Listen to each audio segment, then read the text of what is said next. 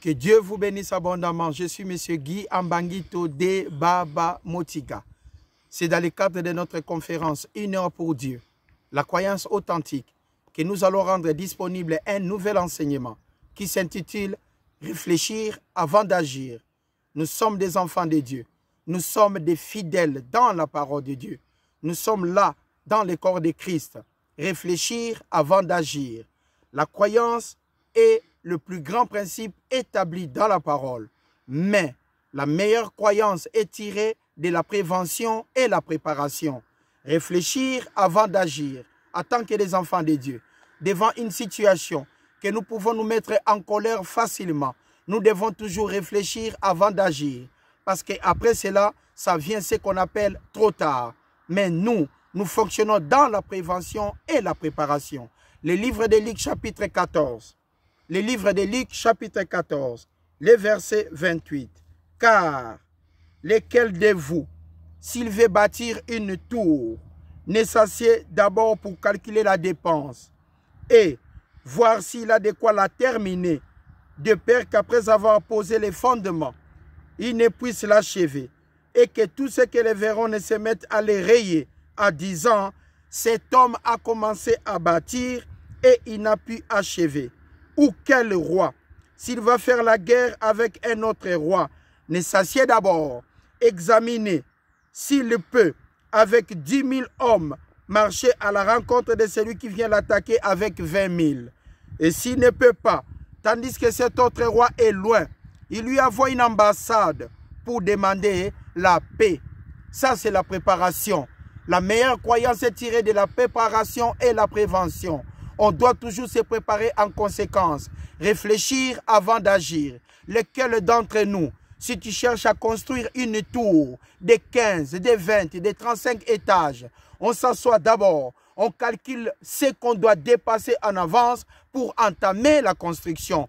Parce que si vous n'arrivez pas à finir, les gens vont se mettre à se moquer de vous. Voilà pourquoi la parole de Dieu nous dit de réfléchir toujours avant d'agir. Ou quel roi, s'il n'a que 10 000 soldats, il va à la guerre avec l'autre qui a 30 000 soldats. S'il voit cela, le roi doit se retirer pour envoyer une ambassade et demander la paix. Réfléchir avant d'agir. Réfléchir avant de poser un acte. Réfléchir avant de se mettre en mouvement pour comprendre si on est capable de tenir jusqu'au bout. La parole de Dieu nous dit, l'humilité précède la gloire. L'humilité est la clé à la réussite. La croyance est le titre de propriété. Des choses pour lesquelles on prie, l'évidence qu'elles sont vôtres avant que ça soit en manifestation. Réfléchir avant d'agir. Nous réfléchissons toujours parce que nous sommes dans le corps de Christ. Nous sommes des croyants. On n'a pas d'autre chose à donner. On peut donner que ce qu'on a. Nous avons la parole de Dieu. Nous pouvons donner que ce que nous avons à notre disposition. C'est la parole de Dieu. Parce que Dieu est bon. Dieu est grand. Il est miséricordieux. Mais dans le corps de Christ, la meilleure croyance, la croyance authentique, est tirée de la prévention et la préparation. Réfléchir avant d'agir. Lesquels d'entre vous, s'il n'a pas de quoi construire, ne se mettra pas à construire une tour si vous n'avez rien, si vous n'avez pas d'argent, si vous n'avez pas d'argent à votre disposition, vous ne pouvez pas vous mettre à construire. Réfléchir avant d'agir. Je me souviens d'un homme, il était venu dans un chantier qu'on travaillait à Genève, le stade de la Praille, c'est le stade qui se trouve à Genève. Il était venu chercher du travail. Il a demandé au patron parce qu'il désirait être magasinier. Le patron lui a dit, la place n'est pas disponible maintenant, mais ça sera dans 3 mois. Pour le moment, tu peux arranger avec moi les chantiers. Il a refusé. Il a dit qu'il aimerait commencer maintenant en tant que magasinier.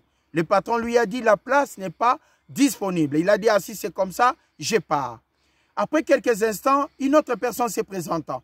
Il ne disposait d'aucun diplôme, pas d'expérience. Le roi lui proposa la même chose, si vous voulez le patron. Il lui proposa la même chose. Lui, il a accepté. Il a dit, patron, je vais travailler pour nettoyer les chantiers, il n'y a pas de souci. Après, dès que la place sera rendue disponible, je serai là tant que magasinier. Le patron lui a dit, il n'y a aucun souci. Et 3 mois s'est écoulé, cet homme a gagné cette place. L'autre qui était venu avant, il se présenta encore à son tour. Il a dit, patron, vous m'avez dit dans 3 mois, la place sera disponible. Maintenant, je suis là. pour travailler. Le patron lui a dit, après toi, il y a eu quelqu'un qui a accepté de travailler dans cette même condition par l'humilité. Et lui, il a réfléchi avant d'agir. Il a gagné la place de travail. Nous devons toujours réfléchir avant d'agir. Nous sommes dans ce monde pervers et corrompu. Nous sommes face à des gens peut-être qui ne nous aiment pas. Nous sommes face à des gens qui ne nous comprennent pas. Mais en cas de problème, en tant que des croyants, la colère ne peut pas prendre les dessus. Ce qui doit prendre toujours les dessus dans la vie d'un croyant, c'est l'humilité. Parce que l'humilité précède la gloire. Avant d'arriver dans l'arrêt de la gloire, vous devez passer dans l'arrêt de l'humilité. L'humilité précède la gloire, ainsi que la richesse. Réfléchir avant d'agir. On doit toujours réfléchir avant d'agir, parce que Dieu est bon. Il est miséricordieux. Nous appartenons dans ce corps de Christ. Nous avons confessé le nom de Jésus-Christ comme étant notre Seigneur et Sauveur. Christ en nous, l'espérance de la gloire. Réfléchir avant d'agir en tant que le peuple de Dieu. Nous sommes des peuples de Dieu. Nous tenons comme ça le drapeau de la paix. Nous marchons avec la bonté de Dieu. Nous marchons avec l'amour de Dieu. Nous sommes des engagés. Nous sommes des fidèles dans la parole de Dieu. L'humilité précède la gloire. Réfléchir avant d'agir en tant que le peuple de Dieu. Dans chaque situation, nous devons agir d'une manière instantanée ou bien d'une manière réfléchie. Mais nous croyons en cela, que la patience ainsi que l'humilité précèdent toujours la gloire. Réfléchir avant d'agir est la base même de la réussite. Matthieu chapitre 13. Matthieu chapitre 13. Que Dieu vous bénisse abondamment. Nous partageons cette parole avec joie et simplicité de cœur. Matthieu chapitre 13. Le livre de Matthieu chapitre 13. Nous commençons à partir du verset 24. Il leur proposa une autre parabole. Une parabole, c'est une comparaison. Une parabole, c'est une représentation de comparaison. Il leur proposa une autre parabole. Jésus-Christ, il dit, le royaume des cieux est semblable et comme, le royaume des cieux est semblable et comme à un homme qui a semé une bonne sémence dans son champ. Mais pendant que les gens dormaient, son ennemi vint et sema livré parmi les blés. Sema livré parmi les blés. Nous regardons cela. Nous regardons ici. Je demanderai à mon frère de prendre cela. Pendant la nuit, le royaume des cieux est semblable. Le royaume des cieux est semblable à un homme qui a semé une bonne sémence. En face de vous, ce que vous voyez là, c'est une bonne sémence. Mais pendant que les gens dormaient, son ennemi, les gens qui ont de la haine envers vous, envers moi ou envers qui que ce soit, sema délivré parmi les blés. Sema délivré parmi les blés. Et s'en alla. Lorsque l'herbe eut poussé et donné du fruit, livré aussi parut. Les serviteurs du maître de la maison vinrent lui dire, Seigneur, n'as-tu pas semé une bonne sémence dans ton champ? Comme nous vivons, il y a des gens qui ne nous aiment pas, il y a d'autres qui nous aiment. Ça peut arriver. La chose la plus difficile dans la vie, c'est d'être aimé. Mais aimer l'autre, ça ne coûte rien. Mais être aimé, c'est la chose la plus difficile à ne pas chercher. Pendant que cet homme a sémé de la bonne sémence, et la nuit étant venue, son ennemi vient, il s'aima délivré dans les champs, entre parmi les blés. L'homme en question, l'ennemi, vient s'aimer livré parmi les blés. D'où vient donc qui a délivré? Il est répondu, c'est un ennemi qui a fait cela. Ça, c'est les serviteurs qui lui ont posé la question. Mais maître, d'où vient que maintenant il a délivré parmi les blés? Le maître lui a dit, certainement, c'est un ennemi. Mesdames et messieurs, frères et sœurs, que Dieu vous bénisse. Ton ennemi ne peut pas t'encenser. Ton ennemi ne peut pas dire de bonnes choses sur toi. Ton ennemi est là pour te condamner. Mais toi, par l'amour de Dieu, par l'humilité, tu sais qu'avec Dieu, nous ferons des exploits. Avec Dieu, nous serons toujours devant. Avec Dieu, nous serons toujours accompagnés de la gloire. Parce que chez Dieu, il n'y a pas d'échec. Nous appartenons dans le cœur de Christ. Nous enseignons cette parole avec joie et simplicité de cœur. Un ennemi est là pour te détruire. Un ennemi est là pour dérober. Un ennemi est là pour égorger. Mais ici, nous voyons les serviteurs ont dit, Maître, Comment ça se fait-il? Il y a des livrets parmi les blés. Le maître a dit, ne vous inquiétez pas, c'est l'ennemi qui a fait cela. Et les serviteurs lui dirent, veux-tu que nous allions l'arracher? Les serviteurs ont proposé au maître une solution. Comme il y a des livrets parmi les blés, veux-tu que nous allons l'arracher? Ils ont donné une solution. C'était aussi l'une des meilleures solutions. Parce que les livrets ne pouvaient pas être accompagnés avec des blés. Mais ils ont proposé à leur maître, veux-tu que nous allions l'arracher? Et le maître dit, non, dit-il, de peur qu'à l'arrachat livré, vous ne déracinez au même moment les blés. Réfléchir avant d'agir. Là où nous habitons, on peut avoir des voisins. Vous avez des problèmes dans votre maison. Si les voisins vous envient, vous pensez qu'il va amener la bonne solution? Non, la solution sera toujours instantanée. Allez vite, agis comme ça. C'est comme ça quand les gens agissent, quand ils ne vous aiment pas.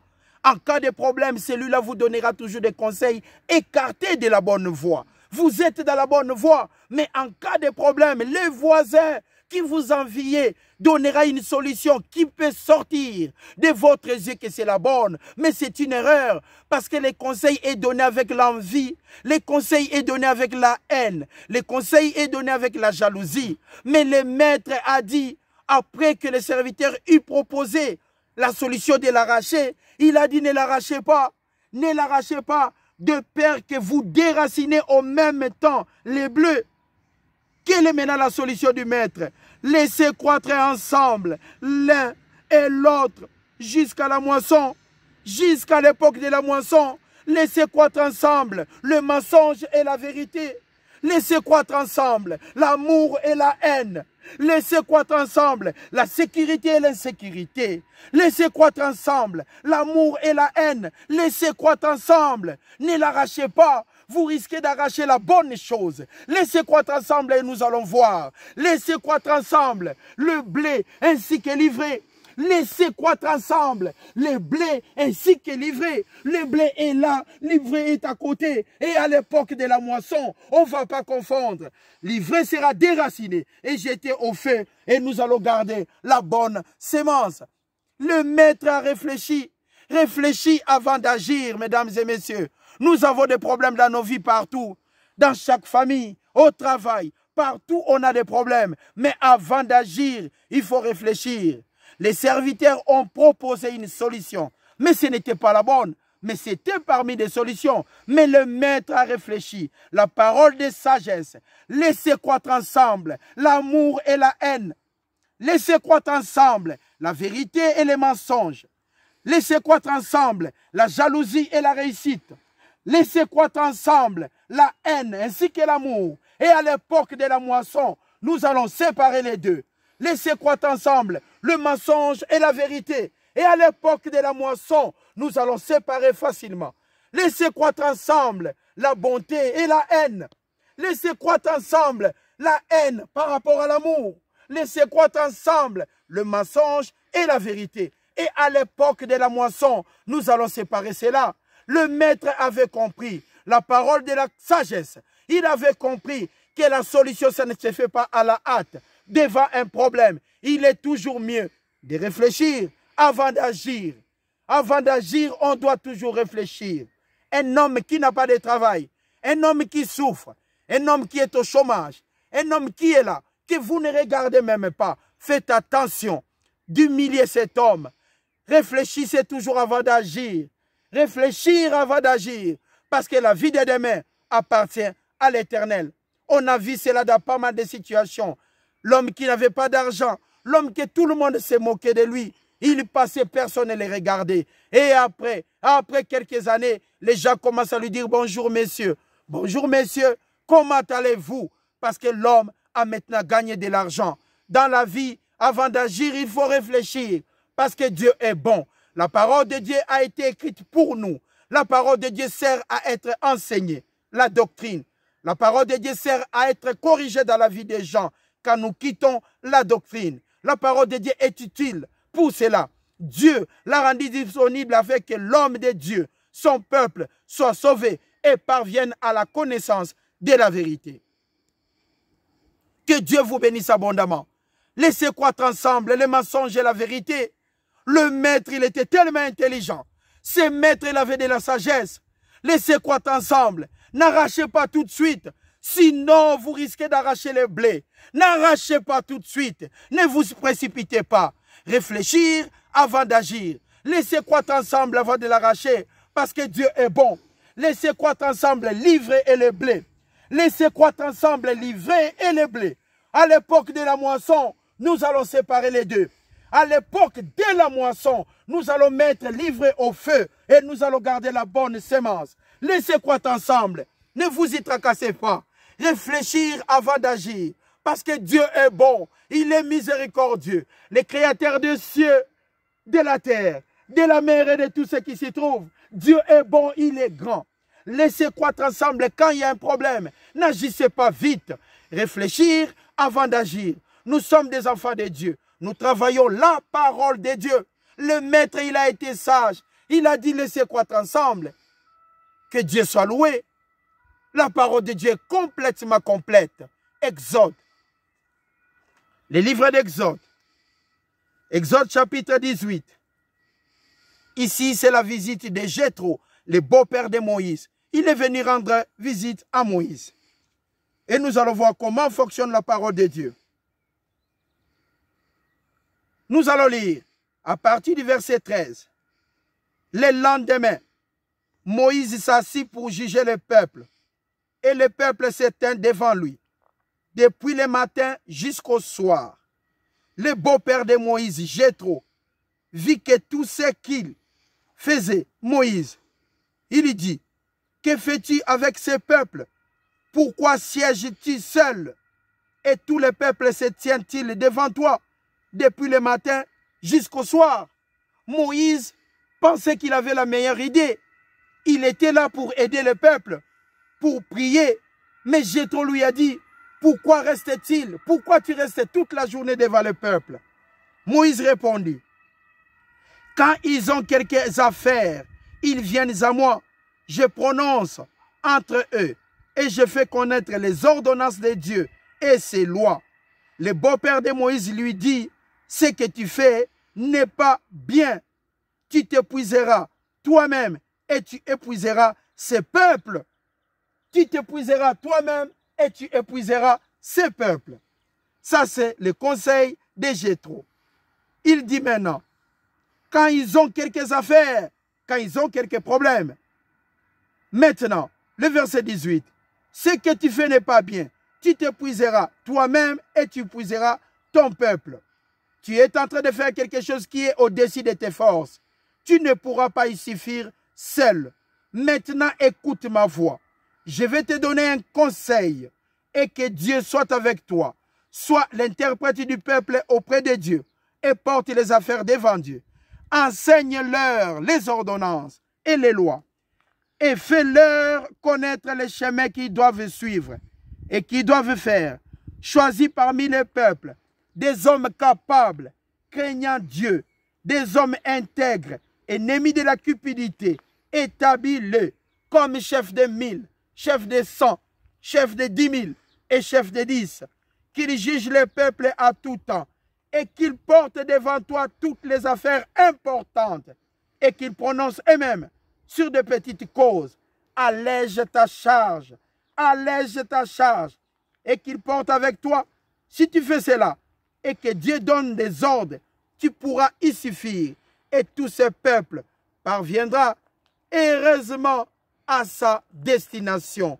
Et Moïse écouta la voix de son beau-père, Jéthro. Moïse établit à ce moment-là les chefs de 1000, les chefs de 100 et les chefs de 10. Et Moïse avait réussi sa mission. La décentralisation.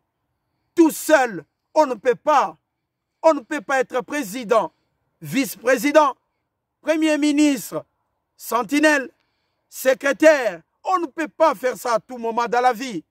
Voilà pourquoi Jéthro avait proposé à Moïse la décentralisation. La décentralisation, savoir séparer. La meilleure croyance ne peut être exécutée que par la prévention et la préparation.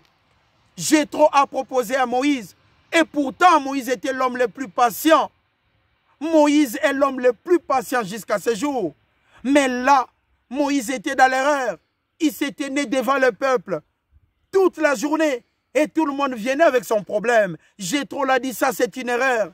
C'est une erreur.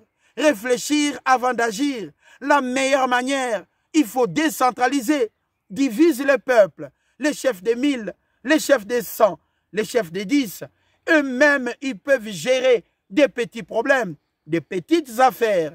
Et quand il y aura une situation très, très élevée, importante, à ce moment-là, toi, Moïse, tu prendras à charge la situation. Et Moïse écouta les conseils de Jéthro.